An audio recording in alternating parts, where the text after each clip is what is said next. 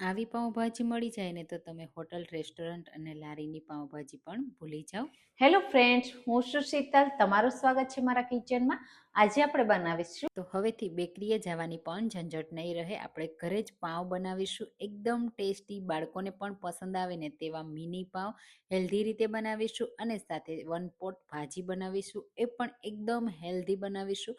તો બધાની ફેવરિટ એવી પાઉંભાજી જો આ રીતે તમે ઘરે જ બનાવી લીધી ને તો પાઉં પણ નહીં લાવવા પડે અને ભાજી પણ તમારે બહાર ખાવા નહીં જવી પડે. તો સૌથી પહેલાં આપણે પાઉંની તૈયારી કરીએ. એના માટે અડધો કપ ગરમ પાણી, તો આંગળીથી ટચ કરી શકે ને એવું ગરમ પાણી લેવાનું છે.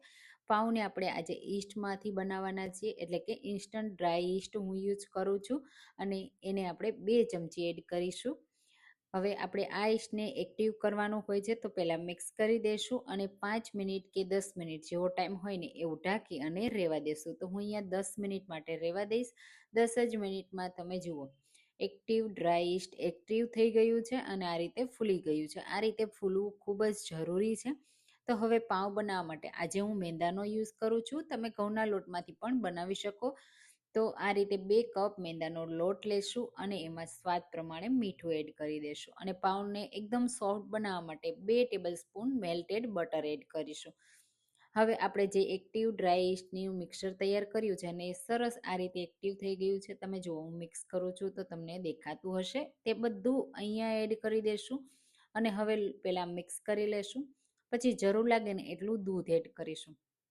જો તમે આ રીતે લાદી પાઉં બનાવો, બ્રેડ બનાવો કે આ મિની પાઉં બનાવો, એકદમ પરફેક્ટ બનશે.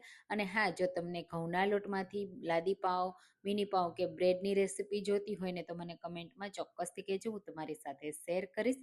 હવે અહીંયા તમે જુઓ દૂધ એડ કરીશું. તો દૂધ છે ને હું અહીંયા ઠંડુ જ લઉં છું અને દૂધને થોડું થોડું એડ કરતું જવાનું, મિક્સ કરતું જવાનું. સ્ટીકી એટલે કે ચિકાસ પડતો આપણે લોટ તૈયાર કરવાનો છે, એકદમ ઢીલો પણ નહીં અને એકદમ કઠણ પણ નહીં, એવો મીડિયમ. તો આવો મિક્સ કરી દેશું અને થોડી વાર લોટને આપણે મસળવાનો છે. 2 થી 3 મિનિટ ટાઈમ હોય તો 5 થી 7 મિનિટ પણ આપણે એને મસળી શકીએ છીએ. તો હું આ રીતે પાટલા ઉપર લઈ લઈશ અને સાથે હાથમાં થોડું તેલ લગાવી દેશું. જો વધારે ચીપકે ને તો થોડું તેલ એડ કરવાનું. હું અહીંયા અડધી ચમચી જેટલું તેલ એડ કરું છું અને હવે આપણે એને સરસ રીતે મસળવાનો છે, એકદમ સોફ્ટ થઈ જાય ને ત્યાં સુધી. એમાં જે પણ ક્રેક દેખાય છે ને તે બિલકુલ દેખાવા ન જોઈએ. તો તમે ઘરે આવા પાઉં ક્યારેય ટ્રાય કર્યા છે કે નહીં મને કમેન્ટમાં ચોક્કસથી કહેજો. અને હા, મારી રેસીપી તમે કઈ સિટીમાંથી જુઓ છો ને એ પણ મને જરૂરથી કહેજો, મને ખૂબ ગમશે. અને આ પાઉં મેં એર ફ્રાયરમાં બનાવ્યા છે, પણ જો તમારે કુકરમાં કે કઢાઈમાં બનાવવા હોય ને તો એ પણ મને કહેજો, હું તમારી સાથે ચોક્કસ પાઉંની રેસીપી શેર કરીશ. હવે અહીંયા તમે જુઓ સરસ રીતે લોટને મેં મસળી લીધો છે. તો આ રીતે લોટને આપણે અંદરની સાઈડ ફોલ્ડ કરી લેવાનો છે અને ઉપરથી સ્મૂથ કરી લેવાનું આ રીતે.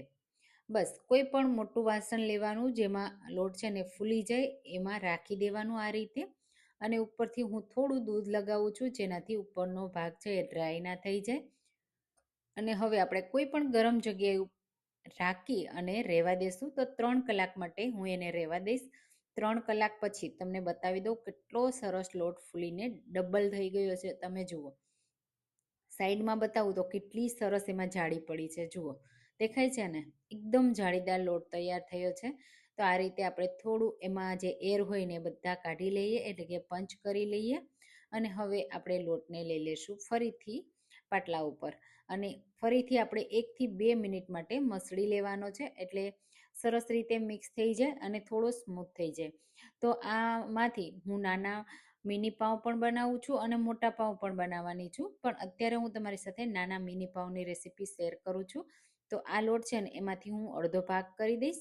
આ રીતે એકદમ શાર્પ નાઈફ હોય ને એવું લેવાનું, એટલે સરસ એવું કટ થઈ જશે ઝડપથી.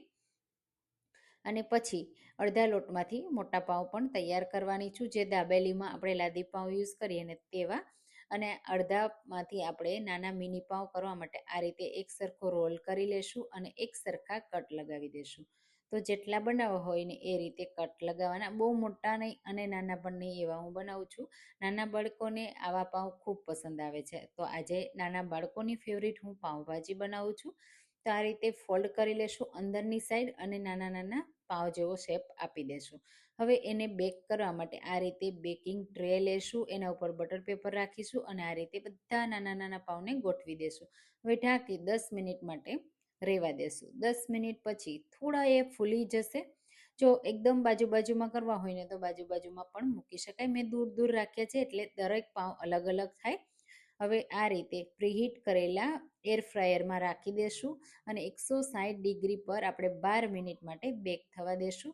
એટલે તમે જુઓ એકદમ ફૂલીને ડબલ થઈ ગયા છે, ઉપરથી જેવા બેકરી જેવા હોય ને એવા જ ક્રિસ્પી થઈ ગયા છે. તો કાઢી લેશું. એકદમ ગરમ છે, તો આપણે ગરમ હોય ને ત્યારે એને એમ જ રહેવા દેવાનું, ઉપરથી ડ્રાય ના થઈ જાય ને. એટલે હું અહીંયા થોડું આ રીતે બટર લગાવું છું. બટરની અંદર મેં ખાલી લીલા ધાણા એડ કર્યા છે એટલે સરસ એવો લુક આવે. અને તમે જુઓ કોઈ પાવ અલગ છે, કોઈ પાવ ભેગા પણ થઈ ગયા છે. ઢાંકીને રહેવા દેશું. ત્યાં સુધીમાં ભાજી બનાવી લઈએ. એના માટે 2 ટેબલ સ્પૂન તેલ એડ કરીશું, એ પણ કુકરમાં. હવે 7 થી 8 કળી લસણની અને ડુંગળી બંને એક સાથે એડ કરી દેશું અને ડુંગળી લસણને થોડું સોફ્ટ થાય ને ત્યાં સુધી સાતળી લેશું. તો આ રીતે કલર ચેન્જ થઈ ગયો. હવે એમાં શાકભાજીમાં ફ્લાવર, વટાણા અને બટેટા એડ કરી દેશું, સાથે કેપ્સિકમ એડ કરીશું, ગાજર એડ કરી દેશું અને અહીંયા ખૂબ સરસ એવો કલર આવે ને એના માટે અડધું બીટ પણ એડ કરું છું અને 2 ટામેટા એડ કરી દીધું. બધી વસ્તુને આ જ સમયે એકસાથે એડ કરી થોડીવાર માટે તેલમાં સાતળી લેશું એટલે ખૂબ સરસ એવી ફ્લેવર આવશે. પછી મસાલા એડ કરીશું. તો હળદર પાવડર, લાલ મરચું પાવડર, ધાણા જીરું પાવડર અને 2 ચમચી જેટલો પાઉંભાજી મસાલો એડ કરીશું. સાથે મીઠું એડ કરી દઈશું અને હવે બધા મસાલાને સરસ રીતે કૂક કરીશું. તો 2 મિનિટ માટે ફરીથી મસાલા સાથે બધા શાકભાજીને કૂક કરવાના. એટલે તમે જોશો જેમ મસાલા કૂક થશે ને કેવો સરસ એવો કલર આવી જશે અને જે બીટ છે ને એ કલર છોડશે. હવે થોડા હું અહીંયા લીલા ધાણાને પણ કટ કરીને એડ કરું છું. ડાળી સહિત જ એડ કર્યા છે, એની ફ્લેવર ખૂબ સરસ લાગે છે. મિક્સ કરી અને હવે પાણી એડ કરીશું. તો શાકભાજી ડૂબે ને એટલું આપણે પાણી એડ કરવાનું છે. તો મેં અહીંયા 1.5 કપથી થોડું ઉપર એટલું પાણી એડ કર્યું છે અને આ રીતે બધા શાકભાજીને પહેલાં મિક્સ કરી દેશું અને કુકરનું ઢાંકણ લગાવી અને હવે 4 વિસલ થાય ને ત્યાં સુધી આપણે એને કૂક થવા દેશું. 4 જ વિસલમાં આપણી ભાજી તૈયાર થઈ જશે. તમે જુઓ 4 વિસલ મેં કરી લીધી. ભાજી એકદમ સોફ્ટ થઈ ગઈ અને અહીંયા ગ્રેવી પણ છે. જો વધારે પાણી એડ કરશો ને તો વધારે ગ્રેવી રહેશે અને ઓછું પાણી એડ કરશો ને તો તમારે લાસ્ટમાં ગરમ પાણી એડ કરી ગ્રેવી તૈયાર કરવી પડશે. હવે આ રીતે થોડું મેશરથી મેશ કરી લેશું. જેવી તમને મેશ કરેલી ભાજી પસંદ હોય ને એ રીતે મેશ કરી લેવાની. અને અહીંયા તમે જુઓ આ રીતની ભાજી તૈયાર થઈ ગઈ છે. હવે ભાજીમાં આપણે એક સ્પેશિયલ વઘાર પણ કરીશું, એનાથી ભાજીનો સ્વાદ બહુ સરસ એવો લાગશે. એના માટે 1 ટેબલ સ્પૂન બટર લેશું. એમાં થોડું આદુની પેસ્ટ, લીલી ડુંગળી, લીલી કે સૂકી ડુંગળી બંને લઈ શકો છો અને સાથે 1 ટીસ્પૂન પાઉંભાજી મસાલો, થોડો કાશ્મીરી લાલ મરચું પાવડર અને થોડી કસૂરી મેથી એડ કરી થોડીવાર વઘારને થવા દેશું. આ વઘાર છે ને એનાથી ટેસ્ટ છે ને પાઉંભાજીનો બહુ સરસ એવો આવશે. જો તમે આ વઘાર એડ ન કરતા હોય ને તો એકવાર ટ્રાય કરજો. મિક્સ કરી દેશું. હવે વઘાર સાથે આપણે આ ભાજીની છે ને એ 2 મિનિટ માટે કૂક કરી લેવાની છે. ભાજી કૂક થઈ જાય ને એટલે ગેસની ફ્લેમ બંધ કરી અને લીંબુનો રસ એડ કરી દેશું. લીંબુના રસને લાસ્ટમાં જ એડ કરવાનો અને પછી તરત જ ગરમ સર્વ કરવાની. થોડા લીલા ધાણા પણ હું એડ કરું છું. મિક્સ કરી દેશું. આપણી ગરમા ગરમ ટેસ્ટી ચટકારેદાર ભાજી તૈયાર થઈ ગઈ છે. જોતાં જ ખાવાનું મન થઈ જાય એવી બની છે ને. સાથે એકદમ ટેસ્ટી, સુપર સોફ્ટ અને બજાર જેવા જ પાઉં પણ રેડી છે. તમે જુઓ, હું તમને એક તોડીને પણ બતાવી દઉં. એકદમ છે ને પરફેક્ટ બેકરી સ્ટાઇલ, અંદરથી એકદમ જાળીદાર છે, બહારથી થોડા ક્રિસ્પી છે. નાના બાળકોને તો ખૂબ પસંદ આવે ને એવા આ પાઉં છે. એક બાઇટમાં એક પાવ ખાઈ જશે.